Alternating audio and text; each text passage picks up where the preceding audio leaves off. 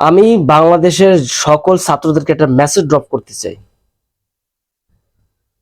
হই হই রই রই বাংলাদেশ থেকে শেখ হাসিনা গেল কই, এই যে স্লোগানটা, হ্যাঁ, বর্তমানে স্লোগানটা প্রচুর পরিমাণে বাংলার সবাই দিচ্ছে, কিন্তু আসলে কি বাংলাদেশ থেকে শেখ হাসিনা পালিয়েছে?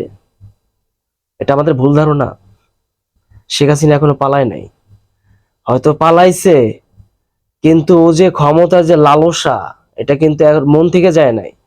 যে 20 বছর কম বেশি দেশে রাজত্ব করছে, সে কিন্তু এত সহজে ক্ষমতা ছাড়ে না, এটা মাথায় রাখতে হবে।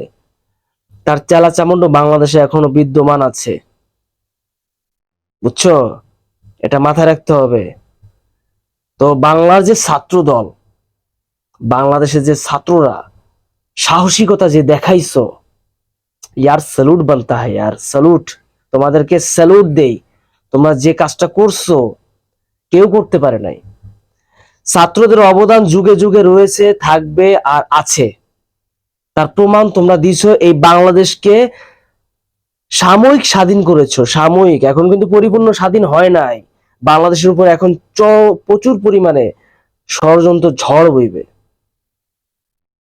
তো আমি বলি যে রাজপথ ছাড়া যাবে না, ছাত্ররা রাজপথ ছাড়া যাবে না। আর আমরা একটা সিলেকশন করে একটা ইসলামিক নেতাকে আমরা এই রাজ্যের চেয়ারে বসাতে চাই, যেন তার অধীনে ইসলামিক আইন চলবে দেশের ভিতরে। ভাই, বাংলাদেশ কিন্তু অর্ধেক জান্নাতের বাগিচা হয়েছে, এখন পুরোটা করতে গেলে ইসলামিক আইন দরকার, ইসলামিক নেতা দরকার, সেই নেতার দ্বারা দেশ পরিচালনা করা দরকার। ধন্যবাদ সবাইকে। সবাই চোখ কান খোলা রাখবে। এখন কিন্তু প্রচুর পরিমাণে ষড়যন্ত্র ঝড় বইবে। এই ঝড়ের মোকাবেলা করতে হবে। এটা বিজয় জাতি ইনশাল্লাহ। ভাই, তোমরা যে করছো ছাত্ররা, ইয়ার স্যালুট তো বানতা है यार।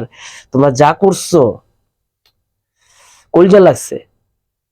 All the best. তোমাদের পাশে ইনশাল্লাহ আছি, থাকবো।